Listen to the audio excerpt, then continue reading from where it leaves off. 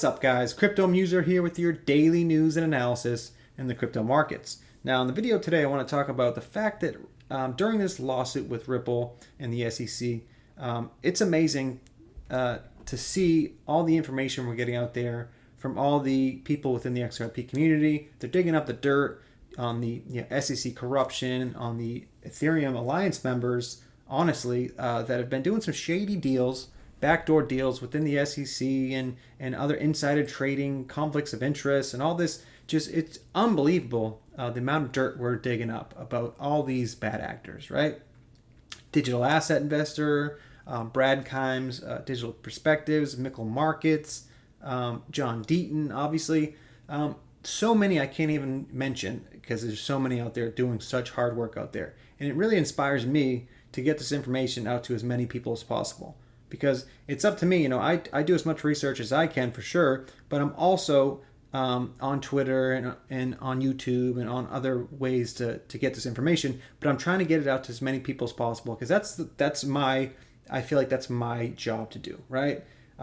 If this information gets out there to more and more people, then that helps us all out. Because this corruption within the SEC, these conflicts of interest, this shady business, I hate to say it about Ethereum and the founders of Ethereum and the Ethereum Alliance, it's hard to overlook. I mean, full disclosure, I own Ethereum. I believe in the Ethereum platform, but there's just some, the more and more information we get about the ICO they had back in 2014 and the disguised whales that Joe Lubin described to in an interview. It's just the fact that Ripple is so transparent and they're hated for it is unbelievable. Yes, Ripple sells XRP. They're a private company. That's fine. They're not manipulating the price. They're not frauding anybody. They're not scamming anybody. But when it comes to Ethereum, you don't know what's going on there. They are not transparent. Consensus is not transparent, right? Who knows how much Ethereum Joe Lubin owns? Who knows how much Ethereum Mike Novogratz owns? And the fact that they're going to proof of stake, or they might get there in a year or two, right?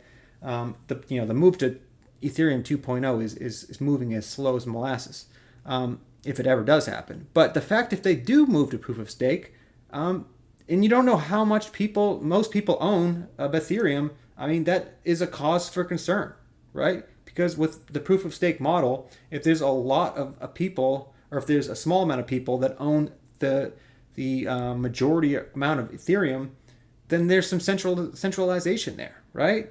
You can't argue with that. That's just a fact.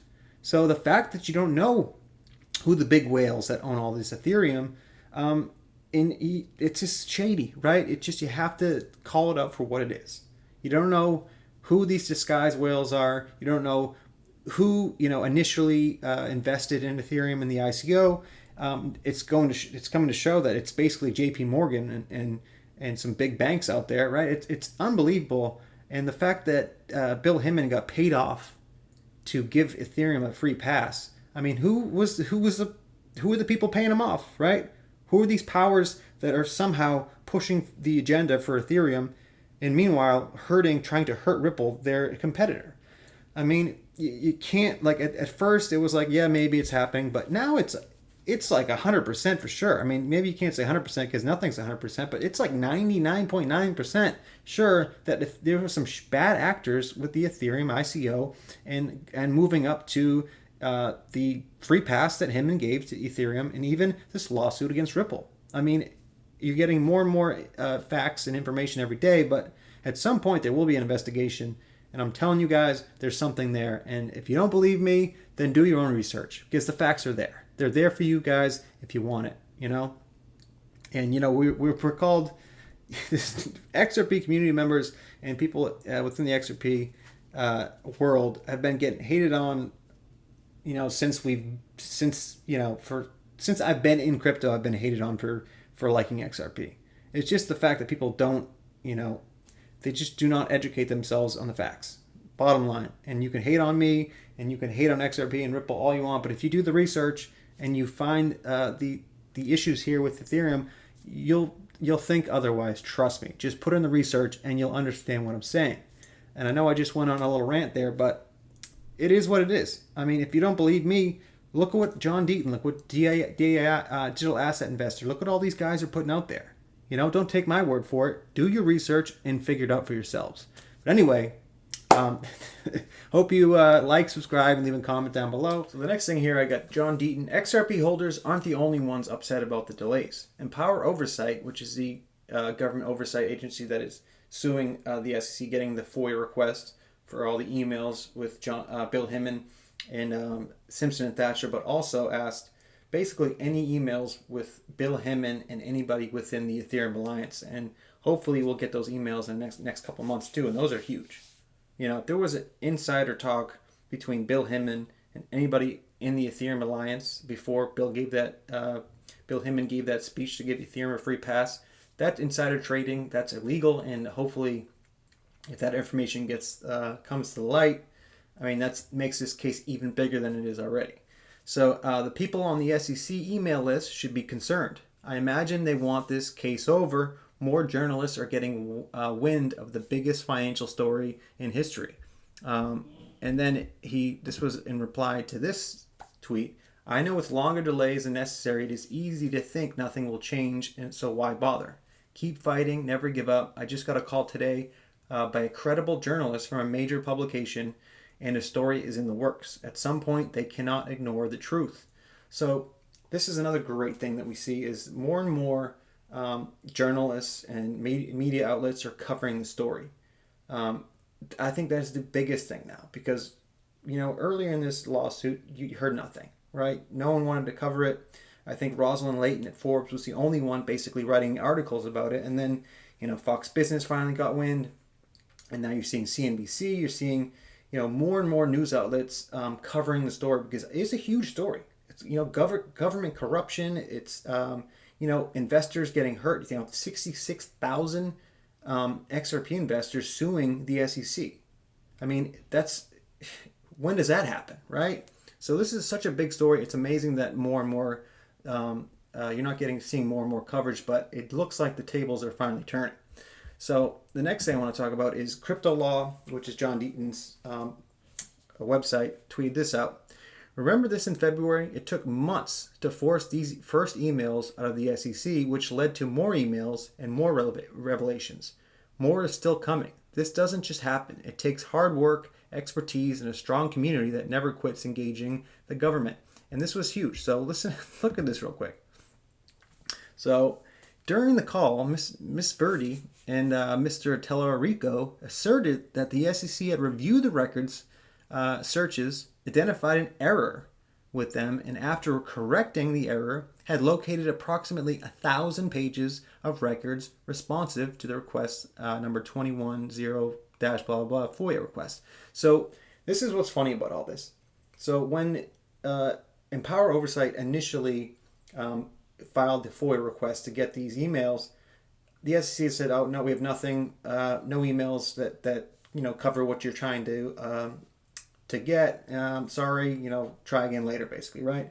Then all of a sudden they go and sue the SEC or threaten to sue the SEC to get these documents, and all of a sudden they're like, "Oh, we had an error. I'm sorry. We actually do have 1,000 pages that you were looking for." It's like obviously they're trying to hide this in the first place, right? If you ask first and they say we have nothing, and then all of a sudden you sue them, bring a legal battle to them, and all of a sudden they magically have 1,000 pages of records about the requests that you were asking for. I mean, you obviously know the SEC has something to hide. I mean, it's funny how they claim to be this transparent government agency, but time and time again they've shown that they're the least transparent. They hide everything. They don't want you to know anything. And then I talked about yesterday about the gag orders they give to people that win lawsuits against them. They are the most non-transparent agency I've ever known to be claiming to be the #1 transparent agency. It's like, give me a break, right? So I have another tweet here from John Deaton. I guess he's the star of the video today. But I've tweeted out about the Hinman emails and the 68 drafts of the 7-page speech with footnotes, but it hits differently when someone else says it. 68 drafts. What are the chances XRP was commented on or referenced to in any way? Did anyone contest to the free pass for ETH? I mean, this is the major issue with those emails in the drafts. I mean, there's 68 drafts. So there's 68 versions of this speech before they came to the final version that Bill Hemmon gave. You're telling me in all those different versions and drafts of that speech, XRP wasn't mentioned, or no one mentioned, maybe, if we're going to give Ethereum a free pass here, why wouldn't we, mention XRP? XRP has been around, longer than Ethereum. It didn't have an ICO. You could really argue that XRP is more decentralized than Ethereum. If we're going to come out here, we've never really talked about any digital asset out there. If we're going to come out there and give clarity to, Ethereum, why wouldn't we mention XRP? Why would we mention XLM? Why wouldn't we mention any other crypto out there? Why just Ethereum? It makes no sense. And you're telling me, a 7-page speech with footnotes has 68 drafts, and you're telling me no other digital asset was mentioned? It was only ETH? I'm telling you guys, that's why they're trying to hide these emails so badly. They know if this evidence gets out there, they have no case. They have no power left, right? This would, the fair notice argument would be solidified after the public or Ripple would get these emails. So, I mean, this is why Ripple is fighting so hard to get these emails. That's why we need to be fighting, even us, with FOIA requests or whatever we have to do. We need to get those emails because that really puts the SEC's case to bed. I mean, not only in this lawsuit, but any other lawsuit that they file against any other cryptocurrency in the future, they're dead in the water if these emails get see the light of day. I'm telling you right now. So the next thing here, I have digital asset investor, rockstar in the XRP community. So this is something that I've been talking about a lot in the last couple weeks, about the Chamber of Digital Commerce, the Coin Center, all these digital asset advocacy groups, right? I've heard nothing about the library case, the Ripple case. I mean, you have almost 67,000 XRP holders that are suing the SEC, right? This case with Ripple is probably one of the biggest security cases in our generation. And it has a lot to do with the whole crypto space, right? If the SEC wins, that gives them power to go after all other cryptocurrencies, right? Except for, maybe Bitcoin and Ethereum. So that leads me to believe that, the Chamber of Digital Commerce, Coin Center, all these digital asset advocacy groups, right? They should just be called the Bitcoin and Ethereum advocacy groups, because that's all they care about. Bitcoin is being attacked in New York City, or New York State, I guess. They're trying to ban Bitcoin mining, right? And you see these groups up in arms against New York about this, right? Anytime there's an attack on Bitcoin or an attack on Ethereum, they are up in arms. It's like a huge getting everybody, let's fight. We got to fight these guys. They're trying to, they're trying to knock down Bitcoin. They're trying to take down Ethereum. But when it comes down to the rest of the crypto space, they do nothing. They could care less. It's painful to see this because, these groups have some power. And if they actually, cared about the rest of the crypto space, they'd be fighting on behalf of XRP holders. They'd be fighting on behalf of a small company like Library. But they do not, because they don't care about altcoins. They don't care about anything else but Bitcoin and Ethereum. And Digital Asset Investor even says it out here. It's a shame that the SEC sued Ripple after 8 years of trying to work with them. It's a shame that John Deaton had to sue the SEC on behalf of 67,000 XRP holders. But the real shame is that the Digital Chamber, Digital Commerce, Chamber of Digital Commerce, and Perian DC, who's the founder of the Digital Chamber of Commerce, have done nothing, have done zero to help. No brief, no threads, zero, nada, nilch, nothing. I've heard not a peep from these people, right? And it's unbelievable. It amazes me, right? They go on and on. I guess my battery's dying. They go on and on about saving Bitcoin, saving Ethereum, but nothing about 67,000 XRP holders that are getting basically, railroaded by the SEC. It's a shame. So I end the video here with a 3-part interview that Brad Garlinghouse gave to Bloomberg Crypto yesterday. It's always good to hear the CEO of the company to let you know how he feels, how the lawsuit is going, and just to hear from the horse's mouth of what's going on here. So 3-part interview. If you want to watch it, if you don't, just bear with me, and here we go. Honey. Now joining us is Ripple CEO Brad Garlinghouse for an exclusive interview. Brad, it's great to get to speak with you.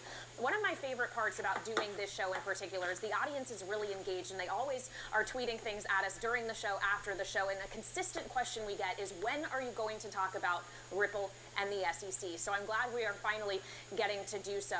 Can you just give us the latest on where you stand in this case? Absolutely. Well, again, thank you for having me. I think it is, as you introduced, and the reason why the Twitter crypto community cares so much about this question is it's not just about Ripple. It really is, as was introduced, that the whole industry is impacted by this decision. And the core question, as was kind of set up at the beginning, boils down to a 1946 Supreme Court case that has become known as the Howey test, a test to determine is something a security or not. And look, at the end of the day, we have other parts of even the United States government who have called XRP the digital asset that's native to Ripple's technology stack. It's been called a currency. It's been called property. The irony is the only country on the planet that thinks XRP is a security is the United States, is the United States SEC. The case has gone well. Yeah. It's still playing out. You know, the SEC, in our judgment, has certainly moved slowly. Typically in these situations, when the SEC brings the case, they want to move quickly. They have been dragging their feet. Gary Gensler said recently publicly that justice delayed is justice denied, and unfortunately, justice is being delayed here by continuing efforts by the SEC to push things out.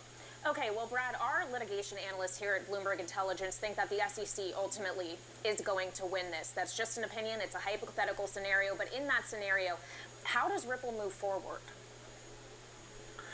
Well, look, I think the Howey test is being stretched beyond recognition. Again, there's a 1946 Supreme Court case. So the idea that XRP, which we use as a currency, the idea that that's a security, I think is just misguided. But look, unfortunately, Ripple is already operating in a world where it's as if we have lost, right? So in the United States, XRP has for all intents and purposes, there's no liquidity. It's been halted and frozen on most. Okay, that's number one. We'll get to number two right here, guys. Bear with me. Record year last. Hold on. Continued to grow very quickly across our major product groups. Even Q1 was a record for us. Now, unfortunately, that growth is almost all coming from outside the United States, and we are hiring more and more people outside the United States. But our customer base now is about 95% non-U.S. companies, non-U.S. payment companies. And what are you seeing out of those customers with regards to the use of the crypto assets, Brad? Look, the demand for our core product, which uses XRP to facilitate these cross-border payments, the demand for that grew 8x year over year. So from Q1 last year to Q1 this year, it grew 8x. And that's off a base already measured in the billions. Mm-hmm. So from our point of view, demand has skyrocketed. I just think it's incredibly frustrating that here in the United States, where we have led innovation in so many different industries, we have an agency that is over the United States. Yeah, and it's funny how they cut out. Hold on, quick, guys. For some reason, that part of the interview was cut out where he mentions that only in the United States, they're trying to claim XRP as a security. Literally every other regulator, every other agency that regulates, financial institutions or securities or what have you, every other agency around the world says XRP is not a security. And even agencies within the U.S. say XRP is a currency or a digital asset or a commodity. It's literally the only agency in the world is the SEC that believes XRP is a security. So that it's so crazy to think that one agency in the whole world is what's keeping XRP down right now, is hurting hundreds of thousands of XRP investors out there being hurt because of one agency's belief that XRP is a security. I mean, it's crazy.